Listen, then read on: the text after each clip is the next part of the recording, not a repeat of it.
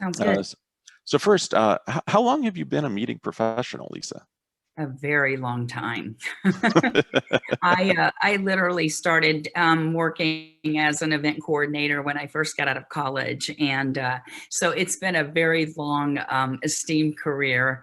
And I've been both on the corporate side of managing corporate events, as well as I've been on the agency side, working for a very large global events agency before I branched out on my own in 2012. So what inspired you to open your own business, LB Events? Well, I work primarily in tech, being here in the Bay Area, and there are a lot of really great event marketing agencies in this area, but they do particularly cater to large accounts. And I really saw an opportunity to work with companies that were more on the medium size as opposed to the really big accounts who had very deep pockets. And these global event marketing agencies are very good, but there's a lot of overhead and a lot of expense associated with employing them to work on these big global conferences.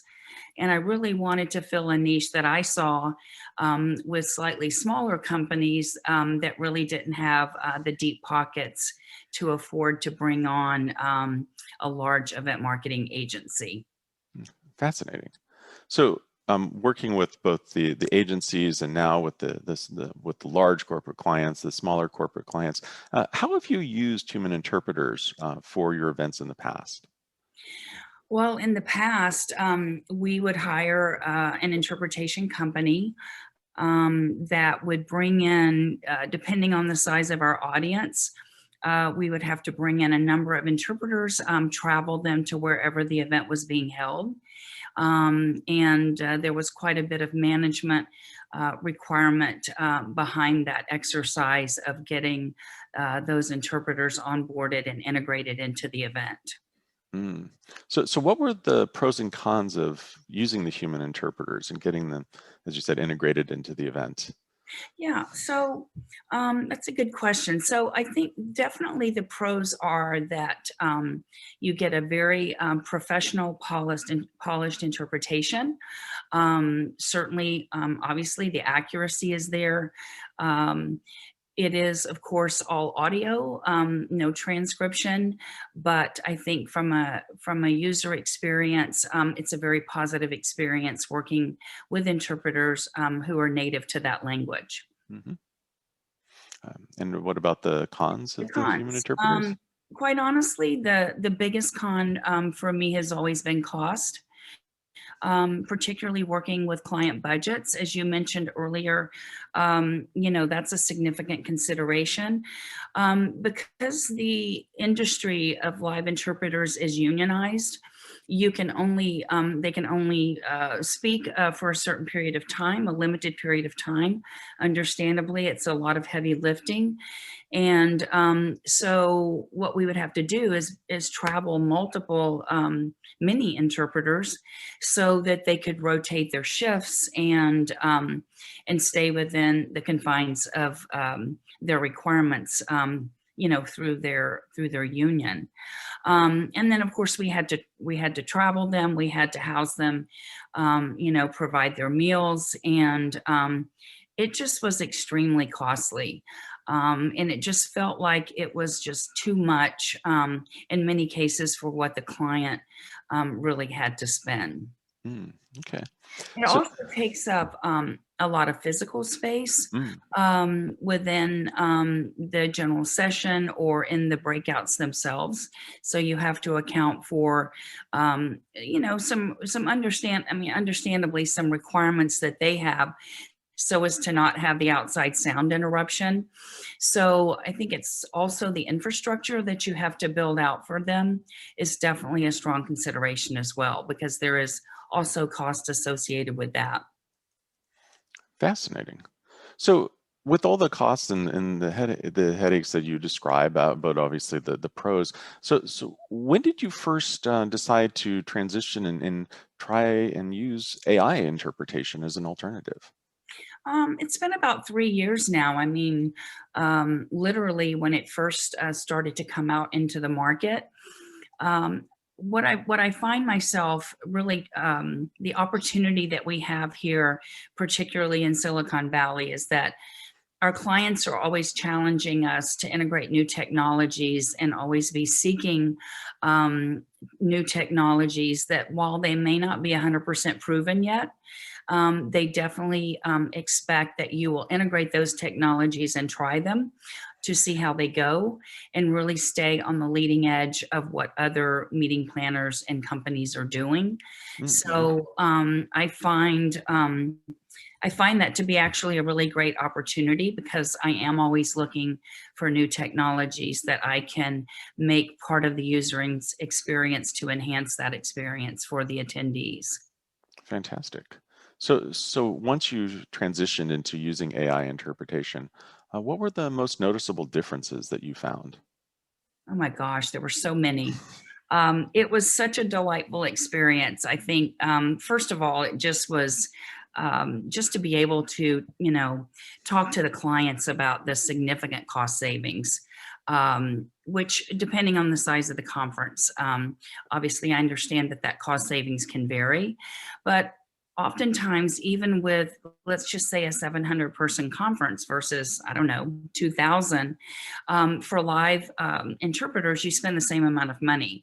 So, I found a couple of things to your point earlier, Kirk. We had a lot of Asian attendees, as an example, that were very technical, not the Mhm. salespeople, but the technical people Mm. who did not speak English really at all. And so, of course, they were invited to our conference here in the US, but previously they could have never taken away the kind of content and understanding of what was being said. And so we were able to, through the application, through the Wordly application, as well as a headset, which 90% of them already had. They basically held Wordly in the palm of their hand, selected their language, and it just provided an entirely different experience for them, and primarily around the fact that there was great adoption. There were a lot of people that signed on to use Wordly in their native language, and yeah, it was just really nice to see the level of adoption we got. Oh, that's fantastic. So obviously, as we evaluate different tools that we're using for our events, one of the things that we're looking at is the value of those different tools and options for the attendees.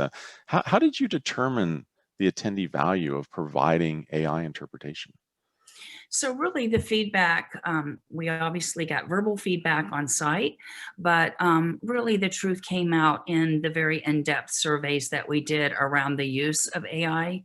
And we got extremely positive experience from the attendees, where we even asked for specific examples about their experience.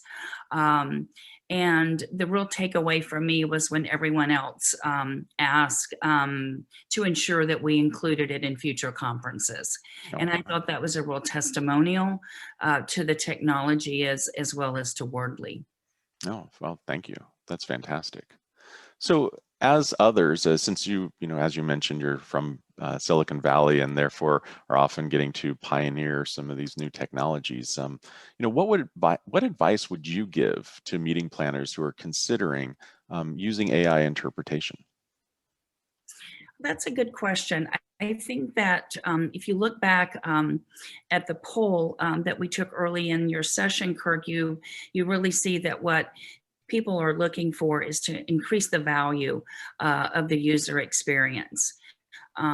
So I think that one of the surprises that I often see with using AI is that many of our users in, let's just say, the Nordic countries, as an example, they speak very good English, but if given the opportunity to listen to the content in their native language, they actually chose that path. And we saw this with a very large sales kickoff event that I produced this past August. So I think that if you can, if the budget permits, which in comparison to live interpreters, there's really no comparison financially. But I think that it's so cost effective for the results that you get back and the attendee, increasing the attendee value and adoption of the content, being able to take that and understand that content and take something away from it as opposed to just sort of really showing up.